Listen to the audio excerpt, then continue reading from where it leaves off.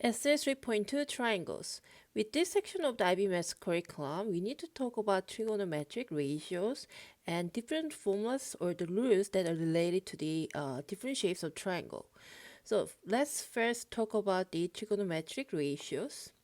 So trigonometry is one of the math knowledge that extensively used in the real world in the areas such as engineering, architecture, astronomy, and many other industries. So when you have a right-angled triangle, so right-angled triangle means there is a triangle. So let's draw a triangle. So there's a triangle that actually has shape like this and has 90 degree as one of its angle. Okay, that's right angle triangle. So it doesn't matter what size the triangle is, the ratio between the three sides remain constant, and the ratio can be calculated with the trigonometric ratios. So they are sine, cosine, and tangent ratios, and their formulas are sine angle theta equals to opposite over hypotenuse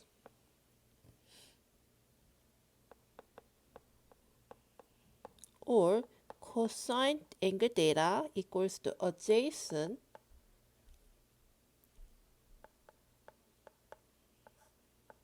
hypotenuse or tangent theta equals to opposite over adjacent. So these are the general trigonometric ratios formula. Okay. Okay, then let's say we have 90-degree angle here. Okay, and we have angle A and we have an angle B. Okay, so the side that is opposite from angle A is called the opposite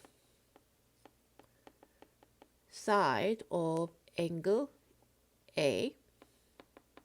Okay, and then the neighboring side of the angle A is called the adjacent side of angle A. Okay, and the slanted side is called hypotenuse.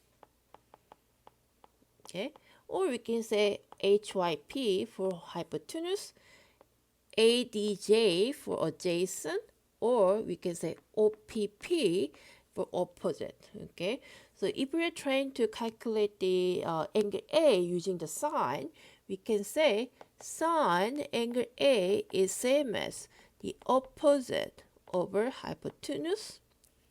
Cosine, if we're using cosine toward the angle A, then we can say cosine angle A is same as adjacent over hypotenuse. Tangent angle A is same as opposite over adjacent. Okay. If we're trying to calculate the angle B, in that case, it's a little bit changing. So the opposite side from the angle B, opposite side from angle B is called the opposite. So you can see that this side has changed, right? So now that we got new opposite, right? So opposite side of the angle B is this one. That means the other side becomes the adjacent side of the angle B, and the hypotenuse is same. Okay, so always your slanted side is your hypotenuse. So in this case, if we are trying to calculate the angle B with the sine trigonometric ratio, it's still same. We still use the same formula. However, the side that we are referring is changing. So opposite side of the angle B over hypotenuse, right? If we're trying to calculate angle B using cosine, then it's going to look like this.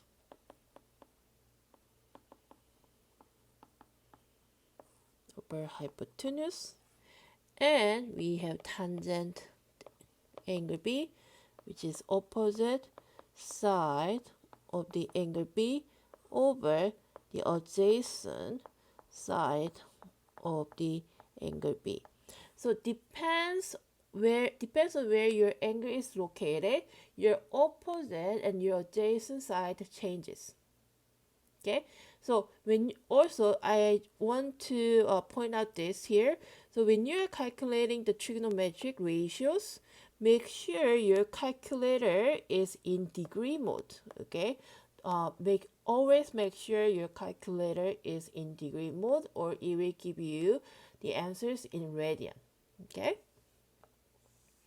Okay, then let's apply this trigonometric ratio concept into actual example using example number 1. Okay, so we need to find our unknown side and the angles. Okay, so here we have a triangle, right? And I'm going to number this as the angle A, angle B, and we have a theta angle, right? And the angle C, and I'm going to say this side is side Y. Okay, then let's start with the angle A. Okay, so we are trying to find the angle A. So you can see that the angle A is, let's redraw this triangle. Okay, so we have, I'm just drawing the half of it. So we know that we have angle A here, and this is 3, and this is 4. We have unknown side and unknown angle B here, right? But you can see that the number 3 is actually the adjacent of your angle A, and 4 is your hypotenuse. So we can use cosine theta equals to adjacent over hypotenuse trigonometric ratio. So we can say that the cosine unknown angle A is equal to 3 over 4.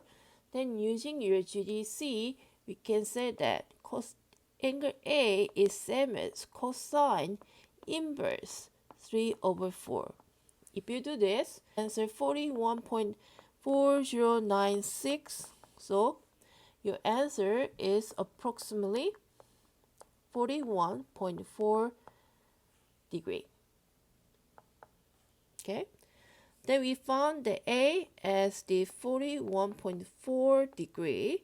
Then let's try to calculate the angle B.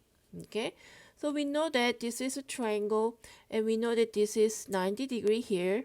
Okay, because this is right angle triangle, so means we know the 2 angles out of 3 angles of the triangle, right? So we know that all angles of the triangle add up to the 180 degree. So we can say 180 degree minus 41.4 degree minus 90 degree is equal to angle B. So we can calculate the angle B using this, right? So angle B is equals to 48.6 degree. Okay, then since we are out of the space, let's rewrite or redraw this triangle in the new page. So we have a triangle here again. So I'm going to say this is our A, this is our B, we have 90 degree, and we have angle C, theta angle, and we have our side Y, right? So we have calculated in the previous page that angle A is equal to 41.4 degree. Okay, so angle A is equal to 41.4 degree. We know this is 90 degree, and we also know angle B is equal to 48.6 degree. So this is equals to 48.6 degree. Then we can calculate now the x value. To calculate the side x, we can use 2 different methods. Okay, the first method is the trigonometric ratio method, right? Or we can also use the Pythagoras method.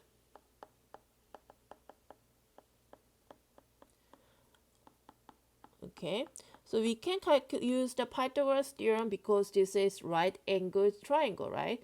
So Pythagoras theorem says that when we have a right angled triangle like this, if we have a side A, B, C, then A squared plus B squared is always equal to C squared. That's a Pythagoras theorem. And with the trigonometric ratio, we know the side 3, we know the side 4, and also we know the both of the angles, so we can use any trigonometric ratio that we can use, right? So we can use sine, cosine, or tangent. We can use any of them. So here I'm just going to use the sine ratio. Okay, so I'm going to show you both methods. Okay, so to calculate the x value, we can first use the trigonometric ratio. So using the sine theta equals to opposite over hypotenuse. Okay, our opposite, if I say that like our angle is 41.4 degree, then our opposite side is our x, unknown x, and the hypotenuse is 4. Then we can do x equals sine 41.4 degree times 4. Then this will give us 2.64575. So the answer is approximately 2.65 centimeter. So that was our first method, right? To calculate the x value, we can also use the Pythagoras theorem. So using the Pythagoras theorem, we know that when you look at this first triangle or the left-hand side triangle, I'm going to just redraw the triangle here. So we know that this is our x, this is 4, this is 3, right? Then using the Pythagoras theorem, we know that 3 squared plus x squared is equal to 4 squared. Then x squared is equal to 4 squared minus 3 squared, which is equal to 16 minus 9. That gives you 7. So we know that x squared is equal to 7, which means square rooting both sides will give us the x value equals to positive square root 7 as the answer, which is approximately equals to 2.65 centimeter. So you can see that the both methods gives the same answer. Then let's try to calculate the remaining values. So I'm going to next calculate the theta value. Okay, then let's look at the triangle again. So we have x value, right? So we now know the x value is 2.65. Then to calculate the theta value, we know that this 2 is opposite from the angle theta. 2.65 is adjacent from angle theta. So means we can use opposite and adjacent value to calculate our angle. So means we can use the tangent theta equals to opposite over adjacent formula to calculate this unknown theta value, right, or unknown angle value. So we can say that the tangent angle theta value is equal to 2 over 2.65. Then using tangent inverse, you can say that the value is approximately 37.0867. So it will give us the answer 37.1 degree. Right? Then let's try to calculate our y value. Okay? Or we can actually calculate our c value first, right? So we know angle theta is same as 37.1 degree. Then using the concept saying like the triangle always have 180 degree inside. Okay, so we can say that 180 degree minus angle 37.1 degree minus 90 degree is same as angle C, right? So angle C is same as 52.9133, so it's approximately 52.9 degree. That's your angle C value. Okay, then let's try to calculate our last value, y.